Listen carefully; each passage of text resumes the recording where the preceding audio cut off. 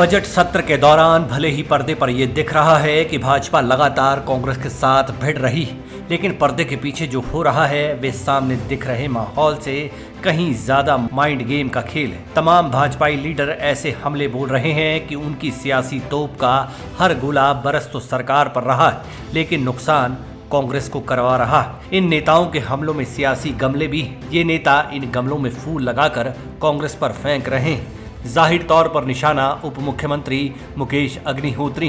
खबर से पहले हमीरपुर संसदीय क्षेत्र में बैठे भाजपाई विधायकों के बयान सुन लीजिए। पहला ताजा तरीन बयान सतपाल सिंह सत्ती का है और दूसरा बयान रणबीर सिंह का।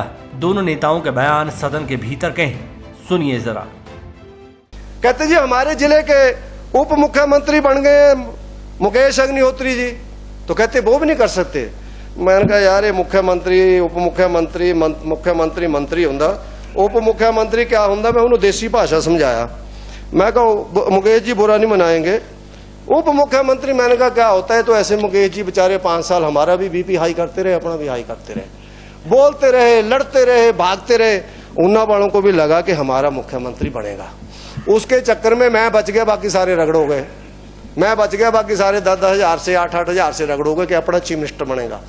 जब शिमला में आए तो शिमला में मार रोड के ऊपर नारे लग रहे थे, सुक्खू बुक्खू नहीं चलेंगे, सुक्खू मुक्खू यानी मुकेश और सुक्खू नहीं चलेंगे। मैं कहा यार ये क्या होगा, लड़ाई पड़ गई कांग्रेस के अंदर। तो वो ही लगा दौर आने जो 98 में हुआ था, जब धवाला जी को उठा के ले गए थे, रात को 2:30 बजे जबरदस्ती ओथ दिला दी और 2:30 बजे जाकर के ओथ ले ली कि हम चीफ मिनिस्टर बन गए। बाद में धवाला जी वापस आए, सत्ता परिवर्तन हुआ, फिर हमारी गवर्नमेंट 5 साल चली। तो मैंने कहा यार मुकेश जी की भी ज्यादा चल नहीं रही है, ज्यादा मामला नहीं है, अपने भाई हैं क्योंकि हमारे साथी रहे यूनिवर्सिटी के अंदर भी और वैसे भी हमारे पड़ोसी है। तो मैंने कहा यार जो उप पता नहीं, मेरे को लग नहीं रहा कि बोलूं का ना बोलूं। मैंने उसको देसी भाषा में समझाया। मैं कहा यार उप मुख्यमंत्री नहीं होता, मुख्यमंत्री मुख्यमंत्री होता है। हमारे मुकेश भाई को भी उन्होंने ठग लिया, वो भी मंत्री ही है। कहते नहीं जी उप मुख्यमंत्री लिखते हो। मैं कहा है वो मुख्यमंत्री है, उनको झंडी भी मिल गई, कार भी मिल गई, अधिकार भी दे दिया कि जहाज तुम भी भगा सकते हो, हेलीकॉप्टर पता नहीं उसके बाद मिला कर नहीं मिला मुझे नहीं आइडिया, लेकिन अधिकार दिया जरूर है, अधिकार जरूर दिया। मैंने कहा उप मुख्यमंत्री वैसे होता है जैसे तालाब के अंदर भैंस बैठी होती है ना, तो सर्दियों में कई बार भैंस पानी के अंदर जाती है तो उसको फिर सर्दी लगती है तो थोड़ी पीठ बाहर निकाल लेती है पानी से, तो वहां से मेंढक निकल करके पीठ के ऊपर बैठ जाता है। उसको लगता है थोड़ी धूप लगा लेते हैं, मैं भी ठंड में मर रहा हूं। तो भैंस को लगता है मेंढक बड़े उठ कर ऊपर, तो भैंस वहां से डुबकी लगाती है और परे निकलती है, मेंढक बेचारे वही रह जाते हैं। तो मैंने कहा ये होता उप मुख्यमंत्री, सुखू आगे निकल गए, उप मुख्यमंत्री जी कुछ नहीं है। मैंने कुछ नहीं, मैं कहा लड़ाई लड़ी मुकेश जी ने, पारा हाई किया हमारा भी और अपना भी, भाग दौड़ करते रहे पूरे हिमाचल में। और सुखविंदर सिंह सुक्खू जी बड़े ट्रेंड खिलाड़ी हैं, जो वीरभद्र सिंह जी से नहीं हारे वो आपसे नहीं हार सकते थे, वो नहीं हार सकते क्योंकि उन्होंने शुरू से ही ये लड़ाइयां लड़ी है। पर अब सुक्खू जी कई चीजों के ऊपर फेल हो रहे हैं। अरे में एक भैन हैगी ना, लोग की सोचा बनी भैन नो कहा पूछा करता है, पानी क्या चक्कर पड़ गया हैगी, बंदा खड़ा हाँ 1500 रुपया, दूजी भैन हैगी तेरी 1500 रुपया, 3000, घर वाली हैगी है 4500 रुपया, ठहरो ठहरो, अम्मा हैगी तेरी हैगी है 6000 रुपया, 15 चौके 60, 100 भी नहीं मिली, धूड़ भी नहीं मिली उन्होंने। ये तुम्हारा लेटर, धूड़ नहीं मिली उनको। मैं आपको एक चुनौती देता हूं, 3 महीने हो गए, आपने कहा था दिसंबर में हमारी गवर्नमेंट बनेगी, 1 जनवरी में तुम्हारे खाते के अंदर पैसा आएगा। मैं आपको चुनौती देता हूं, आपके हिमाचल प्रदेश में भी 10-15 लाख कार्यकर्ता होंगे, आप भी जहां पर बैठे हुए 40 लोग, एक महिला जब तक सेशन खत्म होता है, बड़ा टाइम दे रहा हूं मैं, 6 अप्रैल तक एक महिला ला करके मीडिया के सामने रखो जिसके खाते में तुमने 1500 रुपया डाला हो। एक महिला, तुम 25 लाख महिलाओं को देने की बात करते थे, एक महिला 3 महीने के अंदर तुम बता नहीं सकते हो जिसके खाते में आपने 1500 रुपया डाला। उप मुख्यमंत्री ने जो कहा कि पूर्व मुख्यमंत्री लीडर ऑफ अपोजिशन के दिल्ली दौरों पर चिंता प्रकट की, मैं इनसे कहना चाहूंगा जरा अपनी चिंता भी प्रकट करते रहें। आपके मुख्यमंत्री ने मंत्रियों से ज्यादा तो ओएसडी और एडवाइजर बना दिए, सप्लीमेंट्री करिए और मंत्री कम रहे, इसकी भी चिंता करो। ये विधायक हैं सारे, इनकी भी चिंता करते रहो। This is not allowed. ये दंदनाते बयान क्या किसी रूटीन का हिस्सा है? बिल्कुल नहीं। अगर आप इन्हें पॉलिटिकल माइक्रोस्कोप से देखेंगे तो सियासत के दही में वैसे ही जीवाणु देखेंगे जो भाजपा के लिए सेहतमंद तो कांग्रेस के लिए खतरनाक कीटाणु ही कहे जा सकते हैं। भाजपा ने कांग्रेस की ही दुखती रग पकड़ी हुई, रग यानी मुकेश अग्निहोत्री।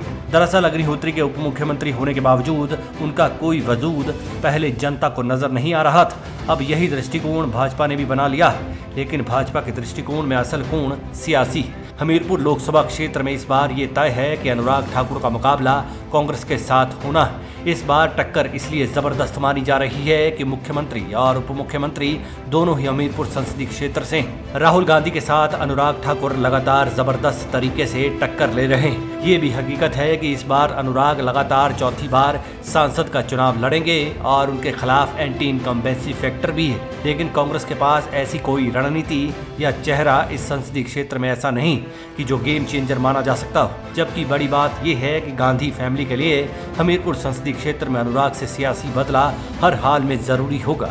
मौजूदा दौर में इस पार्लियामेंट्री कॉन्स्टिट्यूएंसी में कांग्रेस की सरकार ने कोई ऐसी हिस्सेदारी नहीं दी है जिससे ये लगे कि अनुराग को टक्कर दी जा सकती है। भाजपा यही खेल अब खेलना शुरू हो गई।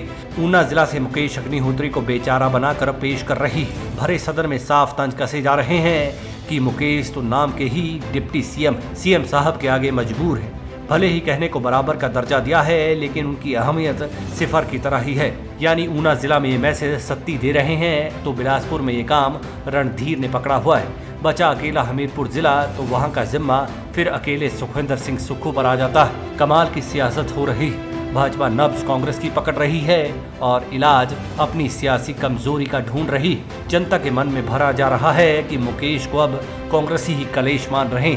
अभी तक तो लोहा गर्म करने का काम सदन के भीतर हो रहा है और फिर यही काम सड़कों पर शुरू होगा। वक्त आने पर भाजपा चोट भी करेगी, ये पक्का है। अब इससे बड़ा तीखा हमला क्या होगा कि मुकेश को पानी में बैठी भैंस की संज्ञा दी जा रही। खैर, भाजपा एक तीर से कई निशाने साध रही।